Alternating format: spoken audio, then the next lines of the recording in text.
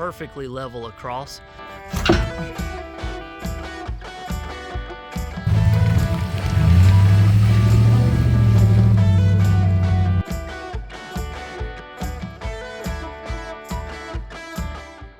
What's up, guys? Welcome back to the channel. Hope you're having a fantastic day.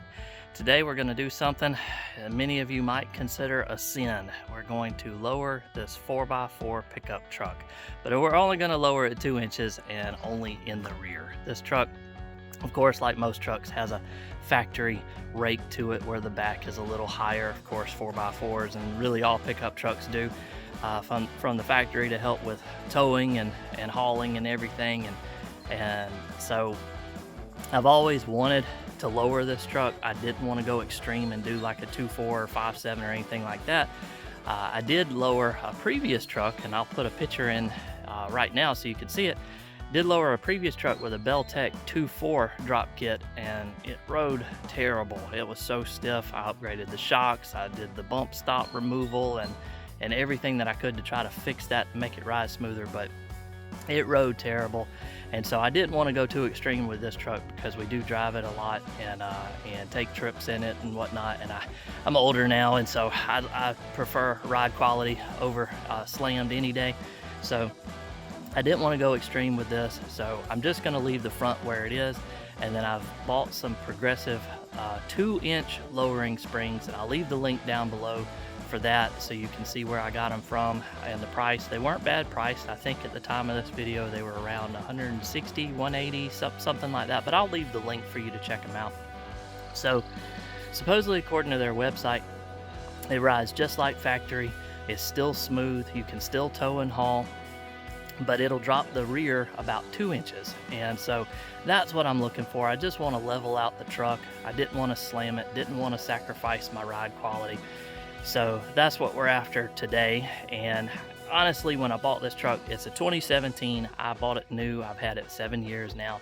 And I think I've used the 4x4 one time when I actually truly needed it. So I'm not really going to sacrifice anything there. I've got street tires and 22-inch wheels on here. So it's not like I'm mud bogging or really need a lot of traction for off-roading or anything like that. It's not what the truck's for. So, you know, lowering a 4x4 truck, a lot of people probably would frown upon that, but again, I got a smoking deal on this thing, and it happened to be 4-wheel drive, and so I said heck with it and got it. So again, had it that long, 83,000 miles on the clock right now. I've used the 4x4 one time.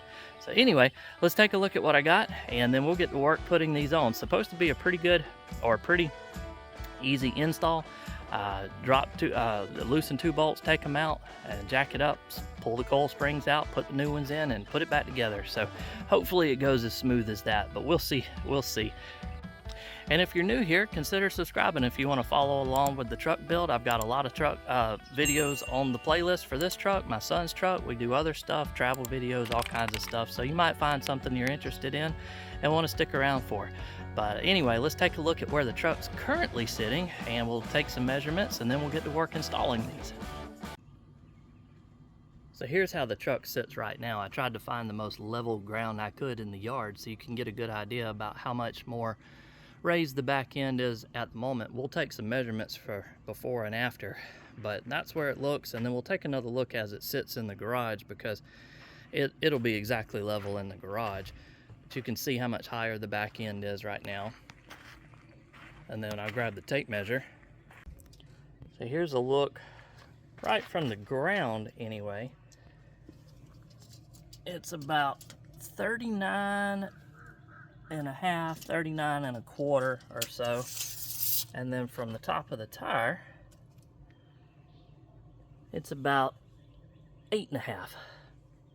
So we'll see what we end up with after we install them.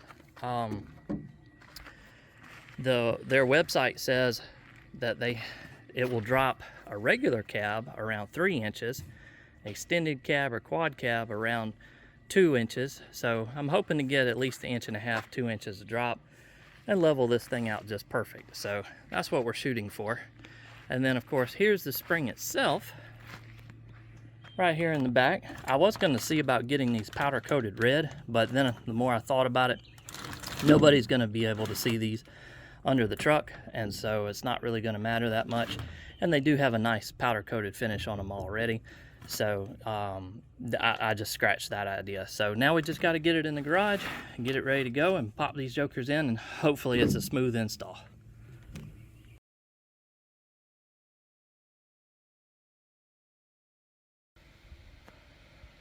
So phase one, I think, is complete. We've got our little scissor jack or whatever underneath the axle right here, so I can lower it down slowly. And then I've got the jack stand, well, it's not exactly under it, but under the truck, and then I'm going to put my floor jack under the frame to start lifting up the frame of the truck, the actual truck, and then I'll be able to lower this jack to create the span to be able to pull the spring out. So that's the idea. I took the wheel off, of course, so I could get here a little easier. You might, well, I don't know. I was about to say, you might could have fished it out without doing that, but it'd probably been a lot harder. So we've just got to get enough slack in it to pull it off this rubber cap here, and then up in the top here where it seats in there. And then since the new spring is shorter, it should be easier to go in. You can see the stock bump stop behind it and the clearance that you have there to the frame. And so most people that I've read and the reviews online say that you don't have to edit or adjust or cut or trim the stock bump stop for just these 2-inch springs. So I'm going to leave those alone for right now. See if we get any kind of bottoming out or any problems with it, then I'll come back and address that if so. But for right now, we're just going to see if we can get this spring out and then worry about the rest. Also show you a close-up of the shock. So all I did was remove this nut and bolt out of the lower shock. It's a 21 millimeter. I don't know if there's anything in English. I didn't try that to fit exactly, but a 21 millimeter, and it does free spin, so I had to get 2 different sockets or ratchets to hold it still, and really needed to hit it with some WD-40, but it came loose, and I went ahead and tried the other side before I got too involved with this to make sure it would come loose. And so that's out.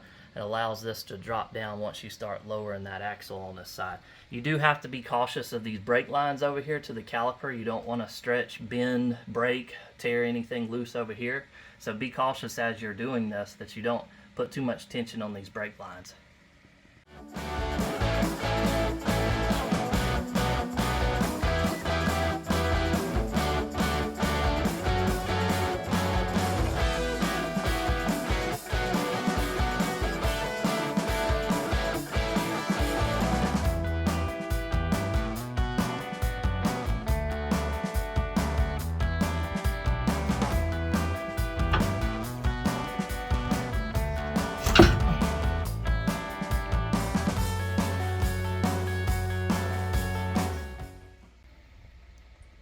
So we just pulled the spring out. Had to take this sway bar link apart to get enough slack in it, and I just barely, there's not a ton of pressure on this, so again, it's fully extended, and then the spring popped right out. But you can see up there to where it was, and then where it seats right here. But yeah, I did have to take this bolt out in order to let this sway bar tension off in order to drop the rear axle enough for that spring to pop out. But now we've got everything apart, and we just got to get this top boot situated on the new spring as I knock it over, and then we'll put it back in, put it back together, and then we'll move on to the next side.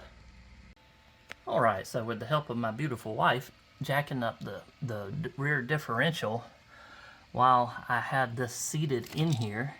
So I'll show you on the other side when I have it apart, but the rubber boot that holds the spring in the top has some indentions that you can line up with the holes in the frame.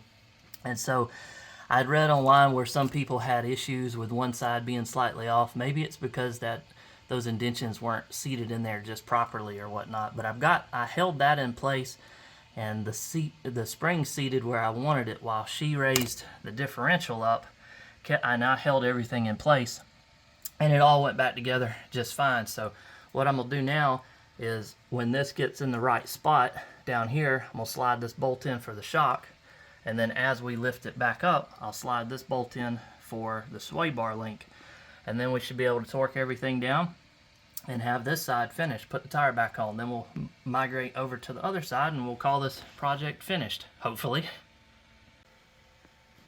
This side's all back together, torqued down, sway bar end links back, springs in there nice and tight, shocks back together, everything's good to go. So I'm gonna put the tire back on and we're gonna move to the other side.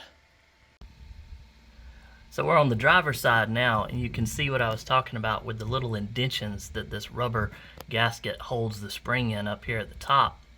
So if you don't get that aligned just right, there's a little bit of difference in the height, and it won't seat just properly. And then here is the indentions on the gasket itself, what I'm talking about. So you can see kind of the dirty spot where it was, and then where the spring sat and ended right there on it. So we got to put that back in, pop the new spring in, and then put it back together. And with that, we are all back done, put together, finished. Everything's tightened up, torqued down, and it wasn't a bad install at all. If we look now, see if we can get this kind of back in the center where we had it. We're at about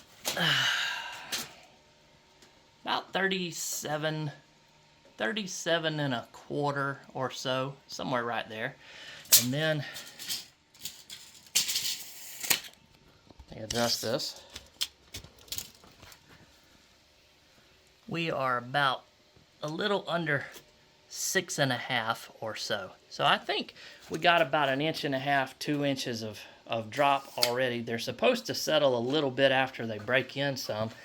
And if we look at the level on the truck, we are almost perfectly level, just a little bit high on the rear end still, but like I said, it's supposed to settle a little bit. And then if we back up and look again, it's kind of hard to tell again, but we're sitting almost perfectly level now. So I think we did our job. We'll pull it out in the yard and take a look at it from a little bit of a distance so you can see better. But yeah, it went together, looks good so far. So now we gotta see what it looks like from a distance and then take it for a ride and see what it feels like. So I wanted to try to find somewhere that was a little bit more level than our yard, since I can't seem to find a really good place to show you that. So I came out here to the wreck department, and here's a pretty good shot of it sitting level, and it did settle out better. It's almost, in my opinion anyway, perfectly level across. We took the truck on about a 2-hour road trip on a quick vacation, and it rode excellent. There was no trouble with extra bouncing or a rough or stiff ride or anything. I'm out here with my son shooting another video with his truck. You can see we've kind of got, let me zoom out a little bit further, 2 different setups here. We've got mine, which is a 4-wheel drive that's lowered with 22s and street tires.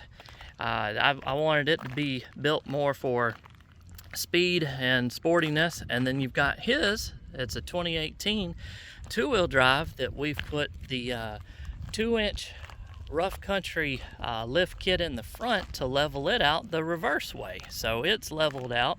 I'll leave a link down below to this one if you want to follow along with this build series as well. But enough about that one for right now. But yeah, the lowering springs worked out perfectly. No trouble there whatsoever. Lowered it exactly like I wanted it to. And you can see, you know, just how perfectly level it is now. So real thrilled with the results on this. One other thing I wanted to mention too is I know on some lowering kits, and again, we didn't really go too extreme here, it was just 2-inch lowering springs, that you can cause the rear axle or the wheels to shift one way or the other. I think it's closer in, and they're not centered anymore. So thankfully, in this install, and these only going 2 inches with the springs, I measured it and the wheel is still centered in the wheel well. So we didn't have any trouble there, thankfully, and have to worry about a relocation kit or bracketer and all that other mess. And so with this particular setup, all that is still just like it's supposed to be. So looks fine. And guys, with that, we are done with another upgrade. It turned out fantastic. I couldn't really ask for it to go much better. Everything went together perfect. It did end up settling out. I've been driving it for, like I said in the previous clip, I've been driving it for probably about, I don't know, two weeks or so, and The ride quality is perfect. It's probably even a little bit better than the stock ride quality, in my opinion. It seems a little smoother. So I'm assuming that's the springs. Obviously, we stuck with the original factory shocks. We didn't change any of that stuff. So the springs might be just a little bit softer and allow it to be a little bit smoother ride. But I haven't towed or hauled anything in here, so I can't talk to you about that just yet. I'll do an update video if I do, let you know if there's any problems there. Like I said, I'll leave the link to these parts down below so you can check them out where I got them from. And there are literally hundreds of 5-star reviews that say that the towing and the hauling and the drive quality and everything is just the same as factory. And so real happy with the way it turned out. I appreciate you sticking around. If you made it this far in the video, I appreciate you watching. Again, if you've got any questions or comments, be sure to leave them down below. I'll try to answer everything I can. You know, a lot of people probably, like I said at the beginning of the video, a lot of people probably don't agree with lowering a 4x4 truck. That's all right. Everybody's got their own way of doing things, and I think it turned out amazing. I'm happy with it. Give the video a like if you found it interesting or helpful at all, and if you want to follow along with more stuff like this, be sure to subscribe to the channel. We've got a lot more videos on the way. I've got some exciting things I've just finished up with while we were working on this one, so be sure to stick around or check back with us for that video, and I hope you have a fantastic day. And again, thanks for watching.